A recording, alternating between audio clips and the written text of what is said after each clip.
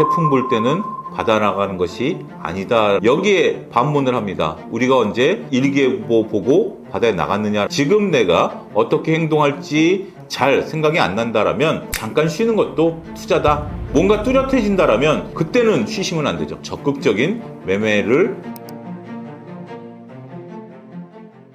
네, 안녕하십니까. IS경제연구소 차영주 소장입니다. 또 이 채널에서 여러분들 찾아뵙게 됐습니다. 제가 여러 가지 방송이나 유튜브 이런 데서 여러분들에게 인사이트를 전해드리고 있는데요. 오늘은 조금 색다른 주제, 색다른 내용 가지고 한번 이야기를 풀어가 보도록 하겠습니다. 이재명 정부 지수 5천 시대 열겠다. 실현 가능성은 얼마나 있을까요? 우리가 이제 5천 시대를 열겠다라는 것은 하나의 아젠다죠. 그러니까 그 5천이다라는 것에 머물러서도 안 되고 5천이라는 것을 거기에 이제 딱 가기 위해서 다양한 방법들을 정상적으로 쓰는 것이 중요한 부분들이 아니겠나라고 좀 말씀을 좀 드릴 수가 있겠습니다. 우리가 이제 5천을 간다. 이명박 정부에서도 3천을 간다라고 얘기를 했었습니다. 근데 이제 두 상황, 이제 벌써 3천은 왔습니다만 이명박 정부의 3천과 이재명 정부의 5천은 조금 저는 결이 다르다 이렇게 표현을 좀 드리고 싶어요. 어떤 면에서 결이 다르다냐면 제가 이제 살을 뺀다라고 하면 제 아내가 저한테 맨날 살을 빼라라고 얘기를 합니다. 그런데 그냥 살 빼라는 얘기는 잔소리처럼 들리죠. 근데 최근에 제 아내가 저한테 운동기구를 사줬습니다. 그러면서 1년에 10kg씩만 좀 빼자. 한 20kg 정도만 빼자. 이렇게 지금 아내와 협상을 한 겁니다. 한 2년 정도 시간을 주겠다라는 거죠. 자, 구체적인 운동기구와 기간, 목표를 설정했다라는 거죠. 이재명 정부 시대의 5천은 당장 내일 모레 5천을 의미하는 것은 아닌 것으로 사료됩니다. 이재명 정부 시대의 5천이 올 수도 있고 그 다음 정부에서 5천이 올 수도 있긴 하겠습니다만 그를 가기 위한 구체적인 상법 개정이라든지 세법 개정, 밸류업 프로그램, 기타 등등 여러 가지 운동기구를 통해서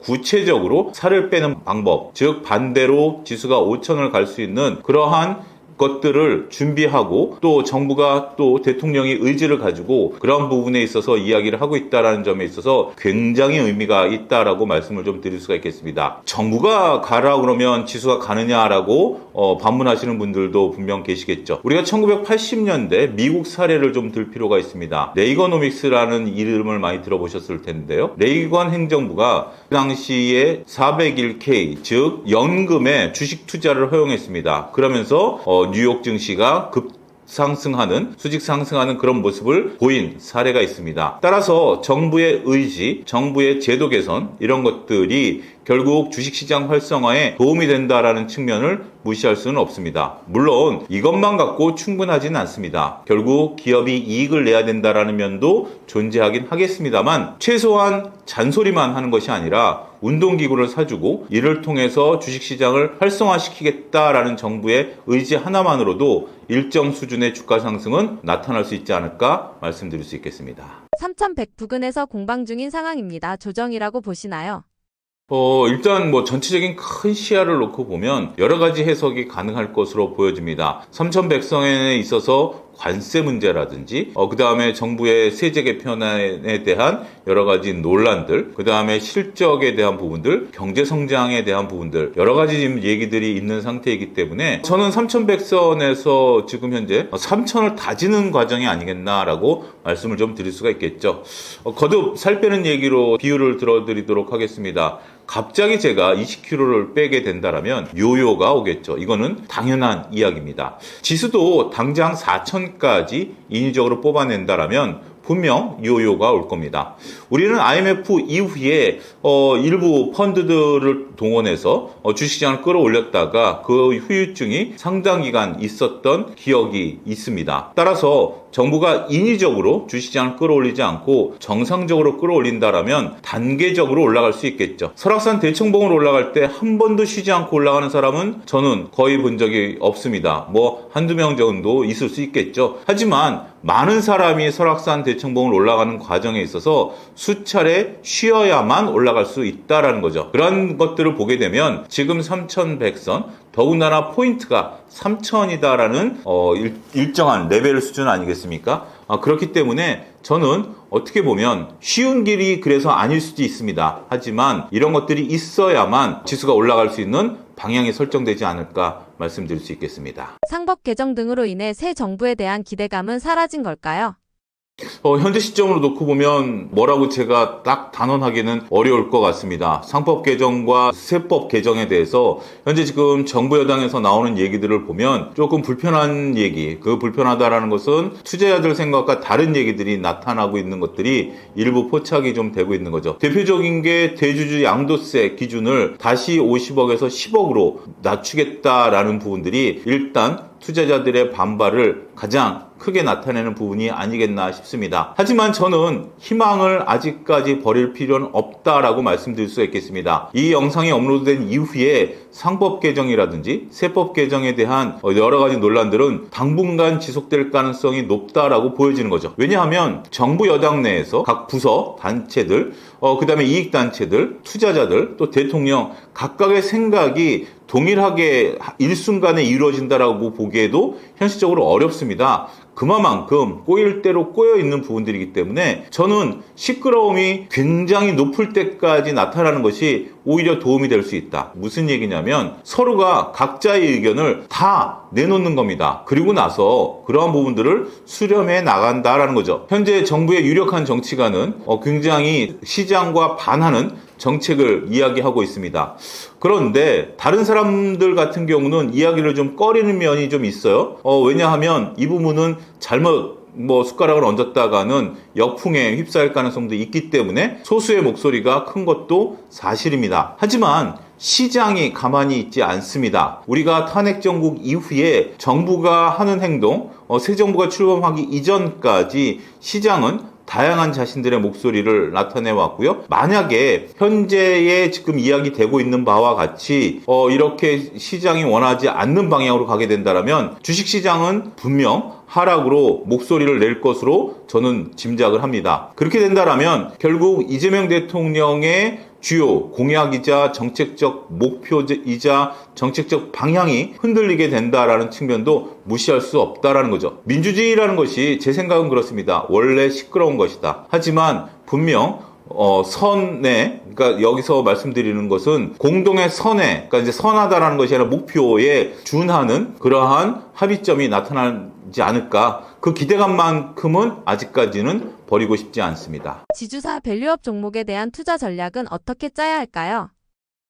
우리가 이제 지주사라든지 밸류 프로그램이다라는 것들은 외부적인 요소가 저는 상당 부분 있다라고 생각을 합니다. 인위적으로 우리가 이제 지주사들 또 자사주에 대한 보유 소각 이런 부분들, 그다음에 밸류업에 따라서 저 PBR에 관련주들에 대한 상승 흐름 이런 부분들이 있는데요. 저는 이런 부분들을 펀드멘탈적으로 그리고 재무적으로 바라볼 때 이런 것이 투자의 모든 요소는 아니다. 일부 요소이긴 하지만 대부분은 아니다라고 좀 말씀을 좀 드리고 싶어요. 즉 필요 조건이면은 맞습니다만 충분 조건은 아니다라는 점이죠. 결국 중요한 것은 우리가 회계상 그리고 자사주라든지 이런 것들을 통해서 어떻게 이런 부분들을 나타내느냐라는 것보다는 기업이 본질적으로 매출과 영업이익을 증가시켜서 이를 통해서 주가 상승을 이끌어내는 것이 가장 안정적이다라고 말씀을 좀 드릴 수가 있겠죠. 하지만 우리가 지주사에 대한 밸류 프로그램이라든지 이들에 대한 인위적인 이야기들도 꼭 나쁜 것만은 아닙니다. 하지만 이를 통해서 주식시장이 활성화된다라는 측면은 한번 재고해볼 필요가 있다는 거죠. 일본 사례를 많이들 이야기합니다. 일본이 이러한 프로그램을 도입한 이후에 주가가 크게 상승했기 때문에 우리도 이렇게 봐야 되는 거 아니냐? 그리고 이제 미국 증시에 있어서도 일정 부분 이러한 요소들이 있기 때문에 특히 자사주 소각이라든지 이런 부분들에 관심이 좀 많다라는 거죠. 하지만 이것은 다시 말씀드리지만 본질은 아닙니다. 제가 생각하는 본질은 기업의 매출과 이익이 늘어야지 이러한 것들로 인해서 주가가 올라간다라면 그 지속성은 우리가 한번 고민해 봐야 되지 않을까 말씀드릴 수 있겠습니다. 외국인들은 왜 안 들어오고 있을까요? 2025년 하반기 시장 전망은 어떻게 보시나요?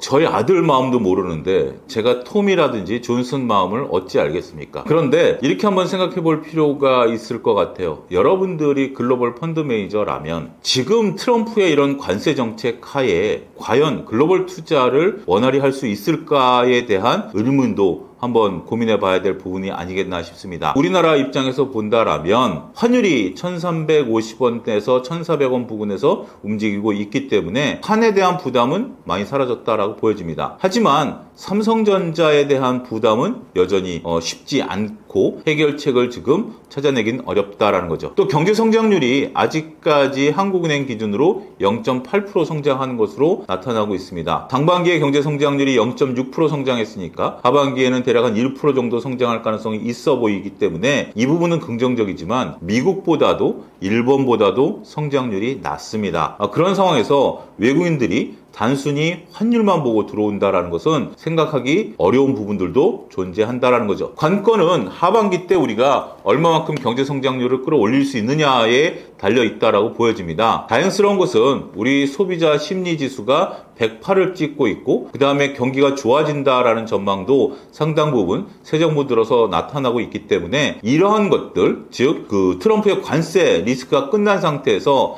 하반기 경제 성장에 대한 기대감이 높아지게 된다라면 하반기 때는 외국인들이 좀 들어올 가능성이 있겠죠. 여기에 삼성전자가 어떤 새로운 모멘텀을 나타내게 된다라면 더욱더 외국인들의 유입 속도는 가속도가 붙을 가능성이 있습니다. 제가 말씀드린 몇 가지 요소가 충족되기 전까지 일단 외국인들이 들어올 수 있는지 여부는 조금 신중히 지켜봐야 되는 그런 상황이다라고 말씀드릴 수가 있겠고, 외국인들 입장에서 본다라면 삼성전자가 한 8만 전자 지금 수준에서 갈 수 있을까라는 의문도 해볼 수밖에 없겠죠. 왜냐하면 지금은 7만 전자니까 지금으로부터 10% 수익을 낸다라면 환율이 떨어지거나 아니면 삼성전자가 올라가 줘야 되는데 환율이 더 이상 떨어지기는 쉽지는 않아 보이죠. 그러면 결국 삼성전자가 올라가 줘야 되는데 조금 고민이 될 것 같습니다. 따라서 향후 2025년 하반기에는 우리의 경제 성장과 맞물려서 고민해 봐야 되지 않을까 싶습니다. 급격한 국제 정세를 지나고 있는 투자자들에게 하고 싶은 말씀이 있으신가요?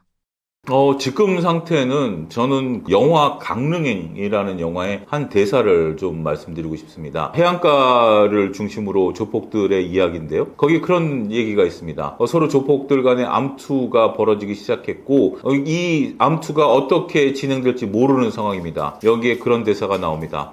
태풍 불 때는 바다 나가는 것이 아니다라는 대사죠. 여기에 반문을 합니다. 우리가 언제 일기예보 보고 바다에 나갔느냐라는 부분들이죠. 일기예보를 보지 않고 바다를 나간다라는 것은 그만큼 위험이 높아지게 됩니다. 지금은 불확실성이 너무 많습니다.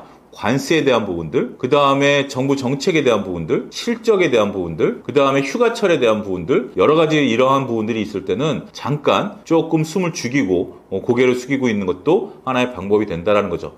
하지만 이 부분은 분명 해소가 될 것입니다. 분명 우리는 앞으로 향해서 나아갈 것이고요. 그렇기 때문에 어떤 것이 그 다음에 올라갈지에 대한 부분들은 다른 얘기이기 때문에 지금 내가 어떻게 행동할지 잘 생각이 안 난다라면 한번 잠깐 쉬는 것도 투자다. 이렇게 좀 말씀드리겠고, 뭔가 뚜렷해진다라면 그때는 쉬시면 안 되죠. 적극적인 매매를 하시는 것도 방법이 되겠다 말씀드리겠습니다. 자, 뭐 주식을 하시겠다라고 마음 먹었으면 험난한 길에 뛰어든 겁니다. 쉽지 않은 길에 뛰어드신 것을 환영합니다라고 말씀드리기는 어렵겠습니다만 주식 투자에 있어서 성공한 분들이 많습니다. 근데 다시 한번 거듭 강조드리는 것은 자신만의 원칙이 있다라면 성공을 거둘 확률이 높아집니다. 물론 자신만의 원칙이 성공을 보장하는 것은 아닙니다. 하지만 자신만의 원칙이 있다라면 성공할 확률은 굉장히 높아지게 됩니다. 따라서 저는 투자자 여러분들에게 빠르게 공부를 통해서 자신만의 원칙을 찾기를 권해드립니다. 그리고 이 필독서 40에 보면 개인 투자자들에게 필요한 책들을 모아놨습니다. 거듭 말씀드리지만 개인 투자자들은 펀드 매니저와 다르게 투자를 해야 되는 것이고요. 자신에게 유리한 방식을 찾는 방법들을 제시해 놨습니다. 그런 것들을 잘 활용하셔서 여러분들의 투자 수익률 제고에 분명 도움이 되시길 기원하겠습니다. 최근 링크를 통해서 여러분들에게 소개를 시켜드렸기 때문에 그 부분을 활용하는 것도 좋은 방법이 되지 않을까 싶습니다. 자, 지금까지 제 이야기를 들어주셔서 감사합니다.